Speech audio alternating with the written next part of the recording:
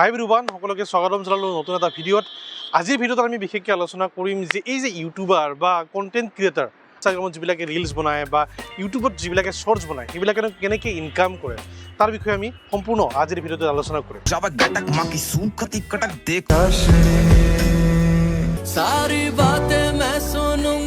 তো যিবিলাকে নতুনকৈ আহিছে আমাৰ চেনেলত প্ৰথমতে চেনেলটো আমাৰ লাইক শ্বেয়াৰ আৰু যাতে ছাবস্ক্ৰাইব কৰিবলৈ নাপাহৰে, কাৰণ এনেকুৱা ধৰণৰ বিশেষকৈ আমি স্কিলৰ লগত জড়িত আৰু কেৰিয়াৰৰ লগত জড়িত বিভিন্ন ধৰণৰ ভিডিঅ' লৈ আহোঁ। কিন্তু যিহেতু নতুন প্ৰজন্মই এটা নতুন কেৰিয়াৰ এটা হাতত লৈছে, যেনেকৈ ইউটিউব কৰিবৰ কাৰণে বা ইনষ্টাগ্ৰাম কৰিবৰ কাৰণে কিছুমান শ্বৰ্টছ বা ৰিলছ ৰেগুলাৰ হিচাপত কণ্টেণ্ট ক্ৰিয়েট কৰি আছে। কিছুমানে তাত নাচি ভাল পায়, নাচি আছে, কিছুমানে ছবি আঁকি ভাল পায়, তাত ছবি আঁকি মানুহৰ আগত এক্সপ্ল'ৰ কৰাই কিনে ইনকাম কৰি আছে।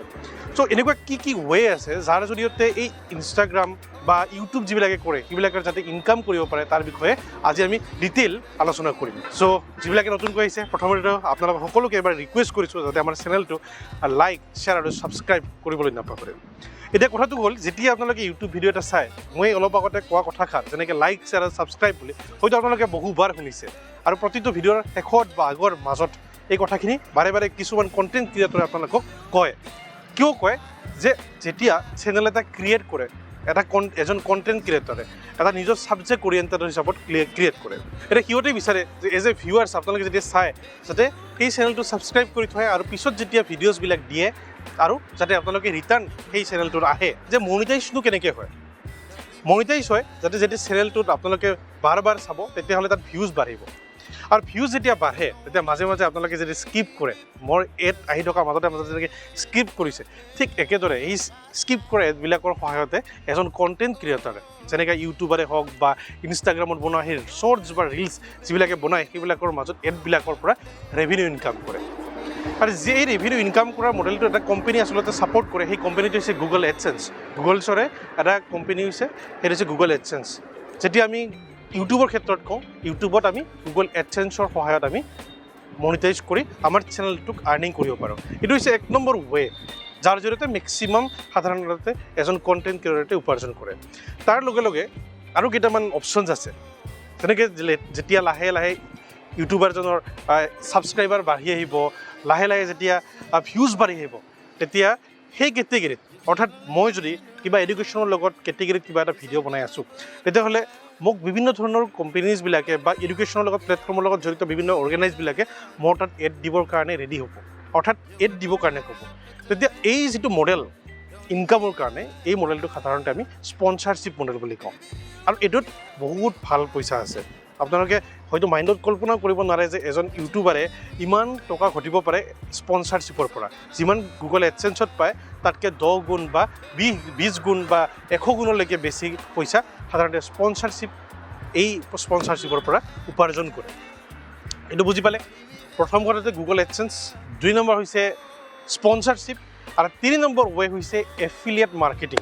এতিয়া এফিলিয়েট মাৰ্কেটিং কি হয়?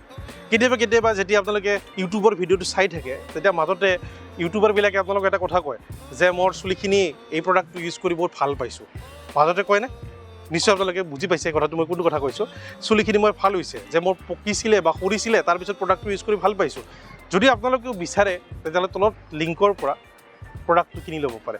চ' এনেকুৱা ধৰণৰ কিছুমান মাজতে লাইন কৈ দিয়ে, আৰু আপোনালোকে ভাবে নিশ্চয় মই ভাল পোৱা ইনফ্লুৱেঞ্চাৰগৰাকীয়ে যদি প্ৰডাক্টটো ব্যৱহাৰ কৰি কিবা যদি হেল্প হৈছে তেতিয়াহ'লে নিশ্চয় মোৰো হেল্প হ'ব, আৰু তেতিয়াই আপোনালোকে কি কৰে, সেই প্ৰডাক্টটো কিনি লয়।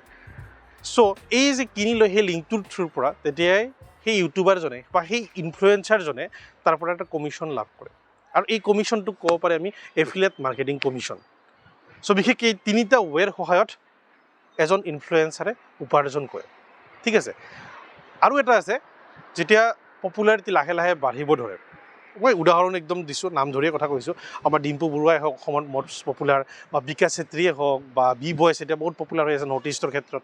এইবিলাক কি হয়, কিছুমান শ্ব'ৰুমছৰ বা বিভিন্ন ধৰণৰ অৰ্গেনাইজেশ্যন, কোম্পেনীজবিলাকে ইভেণ্টবিলাকত ফিতা কাটিবলৈ মাতে, কাৰণ কোম্পেনীজবিলাকৰ এটা মাৰ্কেটিং ষ্ট্ৰেটেজি থাকে, জানে যে সেই মানুহজনক যদি মাতোঁ তেতিয়াহ'লে সেই ভিউৱাৰ্ছখিনিয়ে গম পাব যে আমি আচলতে কিনো কৰিব যাই আছোঁ। ঠিক আছে, এই ষ্ট্ৰেটেজিটো ফ'ল' কৰি তেতিয়াহ'লে কি হয়, সেই যিটো কোম্পানী বা অৰ্গেনাইজেশ্যনে তেতিয়া সেই ইনফ্লুৱেঞ্চাৰজনক কিছু টকা দিয়ে, আৰু এই এটা হৈছে মডেল যাৰ জৰিয়তে এজন ইনফ্লুৱেঞ্চাৰ এজন কণ্টেণ্ট ক্ৰিয়েটৰে উপাৰ্জন কৰিব পাৰে চ' এইখিনি আছিলে বিশেষকৈ আজি আমি বিশেষকৈ ৰিভিল কৰিলোঁ যে কণ্টেণ্ট ক্ৰিয়েটৰবিলাকে বা ইনফ্লুৱেঞ্চাৰবিলাকেনো কেনেকৈ উপাৰ্জন কৰে তাৰ প্ৰত্যেকটো কথাই আপোনালোক কৈছোঁ যদি এতিয়াও বুজি পোৱা নাই তলত কমেণ্ট বক্সত কমেণ্ট কৰি দিলে হ'ল আৰু যদি কণ্টেণ্ট ক্ৰিয়েটৰ আপোনালোকে হ'ব বিচাৰে তলত কমেণ্ট কৰি দিয়ক আমি নিশ্চয় কিবা নহয় কিবা প্ৰকাৰে আপোনালোকক হেল্প কৰিম তাৰ কাৰণেনো কি গেজেটছৰ প্ৰয়োজন হ'ব কেনেকৈনো আগবাঢ়িব তাৰ প্ৰত্যেকটো কথাই আমি নেক্সট ভিডিঅ'ত আলোচনা কৰিম চ' আজিলৈ ইমানে নেক্সট এটা ভিডিঅ'ত পুনৰবাৰ লগ পোৱাৰ আশাৰে আজিলৈ বিদায় থেংক ইউ নমস্কাৰ